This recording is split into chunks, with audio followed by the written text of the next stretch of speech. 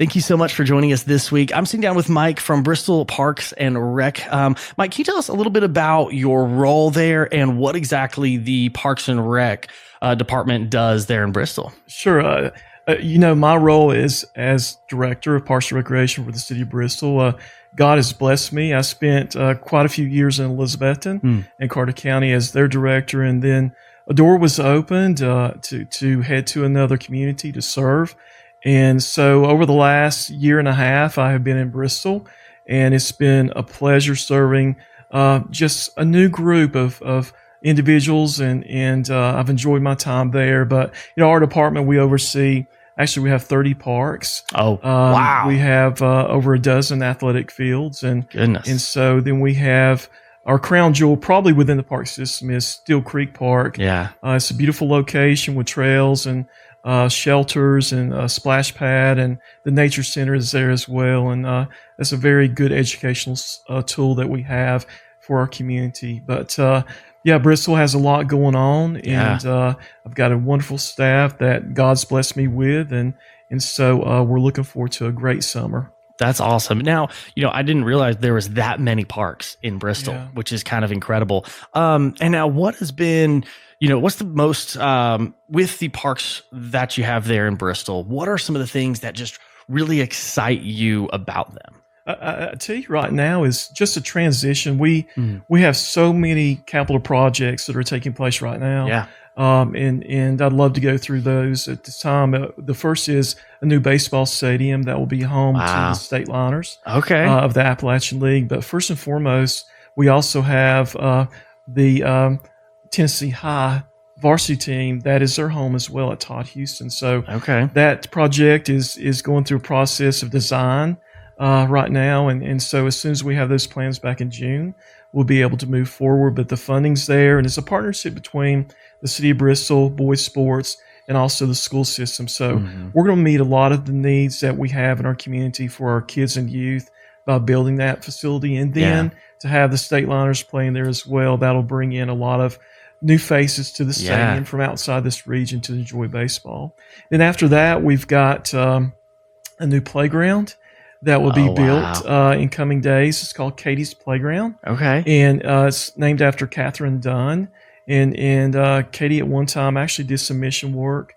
And she also was just a wonderful mother. And her story will be told for years and years to come, as this facility is a $10 million project. And Bristol was fortunate enough to get an individual in our community to donate the funding to build this facility. So it's an awesome project. And then placing that at Steel Creek Park is just a wonderful location, because not only see the beautiful surroundings that God's created, but then you'll have this playground structure that's going to serve kids and families for years and years to come.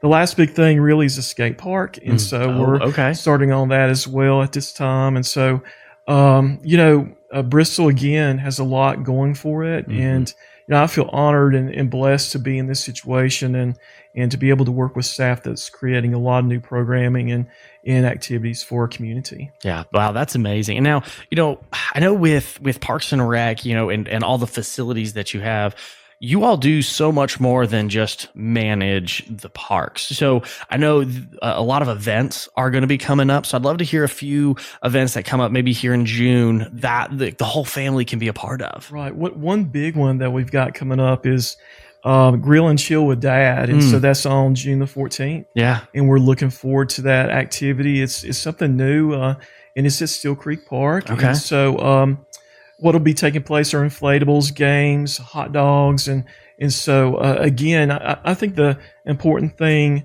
about Parks and Recreation is to really understand first and foremost what your main priority is, and it's serving your community. And I think God has put us in a position that He gives us opportunities. And, for me, that's something's really special, and to have a humble staff that's willing to spend countless hours of their time to see that these things are successful is very, very special. And so, that's one big event. Our splash pad is opening up in coming days at Steel Creek, and we'll have different activities at that location. But really, all through the summer, we've got different events and activities for the public to come out and enjoy. We have a Mermaid Day coming up. Oh, fun! And then popsicles in the park, of course. So yeah, that one I'm really excited for. Of course, because we're going to be there. Right? Yeah, and we had such a good time last year. Yeah.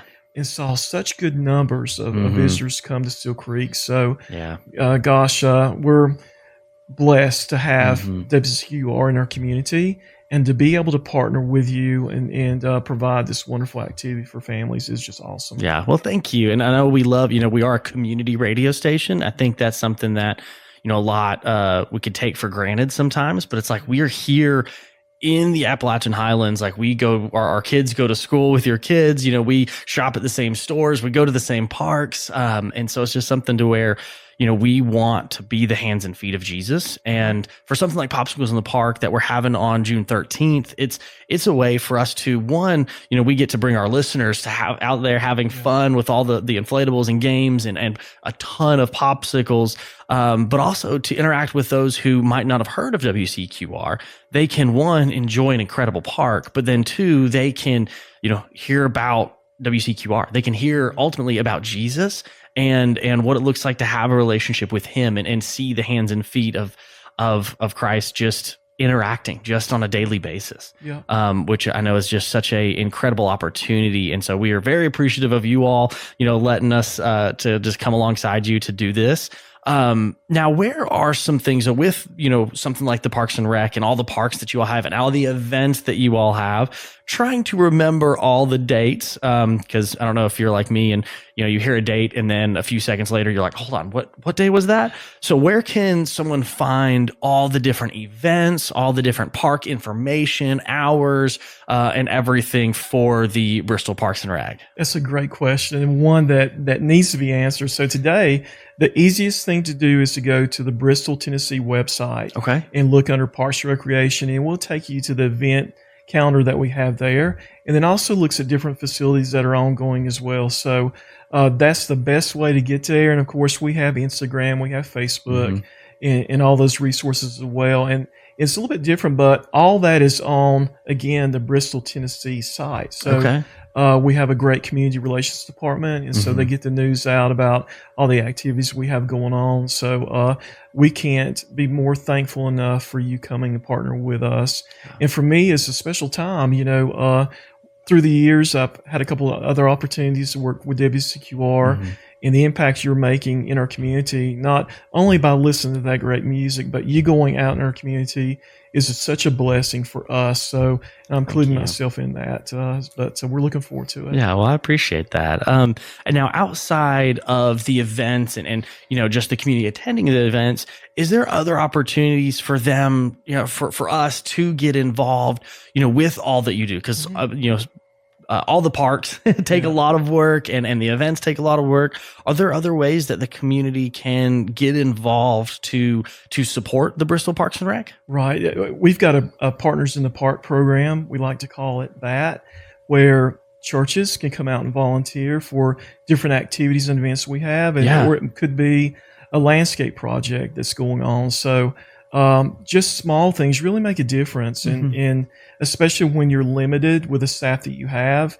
And we want to do more and more in serving our citizens and really everyone in this region. So any help that we could get would be greatly appreciated. And really all you have to do is go to that website again with the City of Bristol under Parks and Recreation. We've got a phone number there, and just give us a call. But that, having worked in the past with several churches, I'm as blessed, and our staff as much as those that are doing the projects. And so it just provides great memories, for everyone. And the same thing too, when you look at events in your community, we're here as a department to provide memories for families that they'll cherish with them and take with them for years and years to come. Yeah, I love that view on it, because it is creating memories. Like we think of it as, it's a fun park, but it's something that our kids will remember for the rest of their lives. And that is what you are doing. The seemingly, like the popsicles in the park, it's like, okay, but it's just popsicles. No. You're creating memories. The grill and chill with dad, like you're going to create memories with your dad that you're going to keep forever. Yeah. And so it definitely is a bigger deal than sometimes we make it out to be. And so I definitely appreciate what you all are doing, and the community that is just coming alongside you as well. I'd love to know though, with your, long history in the Parks and Rec department, building off those memories, what has been maybe the most impactful thing for you that you would share to encourage, our community to be like, yeah, like these events and these parks and these things that are going on are creating those memories? What would you want to share to someone to really, show them that? It's a great question. It's the simple things. It's the child that's at an event that, they may not have everything that they need. Okay. Them coming out and having fun and enjoying an inflatable or even a hot dog. I think those are the things that really stand out to me. And, as I've gotten older, I've realized too that it's important to share God with as many people as you can. And in my position, it's sometimes difficult to do. But yet, when you have that opportunity, you need to take it. So, for those listening today, if they're in a position where they're at work, and you may be a little bit younger than me, that's something to focus on, because you want to really give back. And there's a certain way that God allows us to do that. And in my case, I've had plenty of opportunities through the years, and we've done a lot. Working in Elizabethton and having some concerts and doing various things there, but has been a blessing. But back to your question, and specifically, just in general, those events that are directly for kids and youth, and knowing that they may not be so blessed to have as much as I've gotten my kids. That's what makes a difference for me. That pushes me to keep going. And I tell you, our staff realizes that in Bristol too.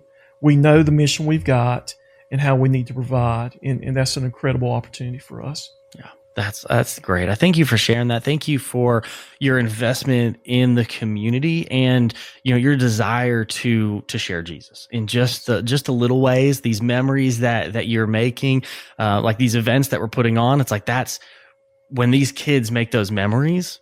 You and your whole team can say, I was a part of that. Exactly. And so that is just such an incredible feeling and something incredible that you all are doing. So we do want to say thank you for all that you're doing for our community and for these kids and these people's lives that are going to be changed because of you all. So thank you. Thank you. Thanks so much, Christian.